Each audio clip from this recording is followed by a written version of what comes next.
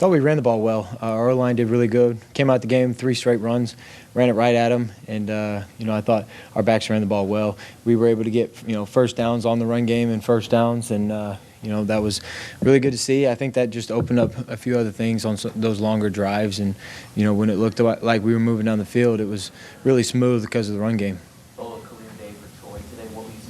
Well, he played well. He was everywhere. Played, with great effort, and I think it goes to show him, just from his practice, man. He practices really hard. He shows up every day. He gets his timing down. He runs and he shows up and he just practices really hard. So it's good to see him have a day like that. I mean, we've seen that. I've seen that from him for as long as I've known him, and then he's starting to. Do really well for this organization, and he's starting to look like his college self again, and happy for him. And it all goes to his work. Man, he's working really hard. He's practicing really hard, and it showed up in the game today. Well, it seemed like you were in control most of the game. How tough is this? It's tough because you're right. I felt like slipped away from us, got away. We made errors at the end that cost us, and started with my turnover, and then felt like that's when we kind of lost a little bit of our momentum. Lost a chance at least 3 points there when you're already in the red zone, if not a touchdown, if I just hit that pass. But other than that, we played well for 3 quarters, but got to finish in the 4th against a good team like that. Was there anything that the Colts were doing defensively that maybe limited Cortland today, or was it just a matter of taking advantage of what you were seeing out there? Yeah, from the get-go, they were, even in their post-tie man, they were, their free safety was over him, and they did it, that was clearly their plan. They were going to try to take away the gimmies, take away his normal throws, and which is why guys like Troy and Pat had big days, because they take away one side, we're able to hit him on the other side, and we got to find a way to get Cortland the ball because he's one of our better players, and whatever it may be, just got to get him his touches, and I think we got him his targets, but I got to do a better job of getting the touches for him, getting him his catches, and that I felt that today too, and something we got to look at when they clearly try to make a point to take him away. We got to be able to counter it. Yeah, similarly, Ingram didn't do much. Obviously, a big first down. You finally got it. What were they doing? Nothing really. Sometimes the ball finds you. Sometimes it doesn't. We got game plan plays for him, and sometimes they just do a good job of taking it away. You got to progress. He's number 1 quite often, and I thought they did a good job as a whole taking away number 1. They got in our face, which is also why the run game was working, because you could tell they were a little bit, on the pass game and wanting to take receivers away, and I thought that's why the run game was clicking early, because we were able to block them up and get them going without a post safety. Well, can you take us through the emotions of what those last couple plays were like when they kick the field goal, miss it, the penalty, and then hit that game winning one? Well, you go from feeling like you just escaped after those last few errors, and then I always hate putting the game in the officials' hands, but they big call there at the end. Sometimes it doesn't go your way. McGlinchey said it's BS when people wanted to play Wills as missed field goal or any from the penalty. So what do you do as a team leader to make sure they know these? Well, you're right. If this game came down to one play, we would just do that one play and all go home. Save a lot of guys, a lot of grit and effort, and a lot of pain from playing the full game. So obviously we're glad we don't just play that one play. But it's tough. I mean, you could take away, you could talk about my interception. You could talk about a field goal. You could talk about a missed opportunity on one of the drives. We went 3 and out. It could have gone and got points. I mean, it's a whole game that comes down to a few key moments, and unfortunately we had some negative key moments tonight. But I mean, we gave ourselves every chance to win the game, and then at the end we just shot ourselves in the foot.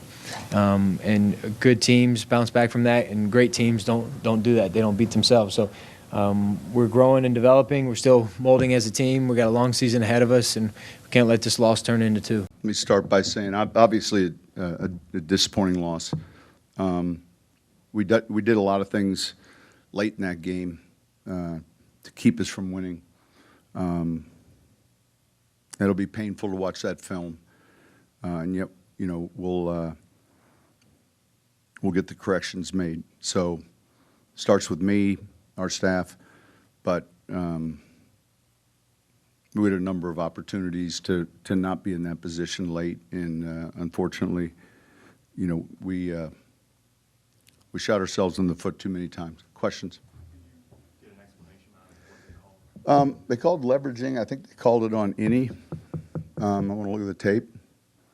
I haven't seen it, so I think that's who the foul was called on. You probably said, Sean, on being a smart, disciplined team, when Dobbins has that big Yeah. run, kind of set up, and he gets a penalty, and Troutman. Yeah, you get the holding call after that, but look, we got to be smart. You can't spike the ball, and you know, and then we got to capitalize on a field goal opportunity. You know, like I said, you know, there'll be a bitter taste in our mouth for a little bit, and it's because, you know, we put ourselves in a position to control that game late, and then it slipped out of our hands. So it's hard. I don't know if it's right. Go ahead. Official was play-by-play. Says here it was on Tillman. I don't know if it's right, but Yeah, so we'll look at it. what's your understanding of the rule and that sort of thing in that situation? No, listen, understand the rule. You can't grab and pull guys down, and then you can't put your hands and push off. So we'll look at the tape. I understand the rule real well. I think my understanding was, though, it was on any. So you know. That could be but like downward force on the long snapper is part of the rule, right? In terms of pulling down. You can't do that to the long snapper. Yeah, go ahead. Your red zone defense, 4 times south of the field goal. Yeah, you know, that was important, I think, especially early. We had a lot of MEs, a lot of busts, though, drop coverages. Those are concerning. Then we'll have a chance to see the tape, and there'll be a number of things that we like when we watch it, but there'll be some things that obviously will be needed to be corrected. Coach, you had 21 points at halftime, only 7 in the second half. Yeah. What changed there? Yeah, obviously we didn't do as well on third down. Look, some of the early sub runs that were effective in the first half, I think they did a pretty good job of eliminating those in the second half. We got into some heavier personnel groupings. Yeah. On the ball with Bo and his pick, did that ball just sail on it?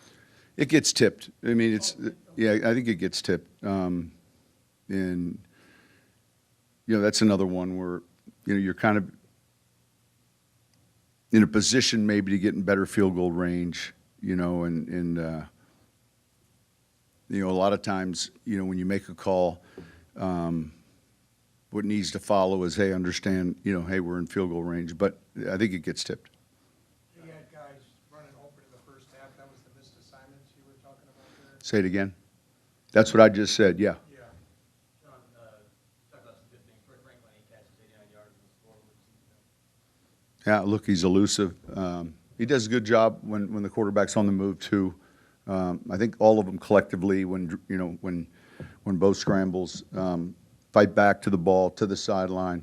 But he's had a good camp, and he had some big plays for us.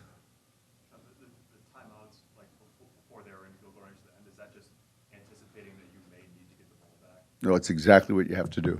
Like, so, timeout, knowing that they're not in field goal range yet, and you're stopping the clock, in the event that, now when they get the first down, but they don't get it, they kick a long field goal or they don't, then in the event they kick a field goal, you have time to flip it. So you would never not use them there. Were you surprised that you let the clock go to make a 60-yard attempt? Well, you mean on fourth down? They kind of let a lot of time go to attempt the 60-yard. Yeah, well, I think they weren't. I think they felt like all along, if you look at the play selection, I think they felt like, I kept thinking we were going to get a play action boot maybe. So once they ran it on third down, I don't think there was any question they were going to kick it. The earlier play selection, I think, tells you that. So, yeah.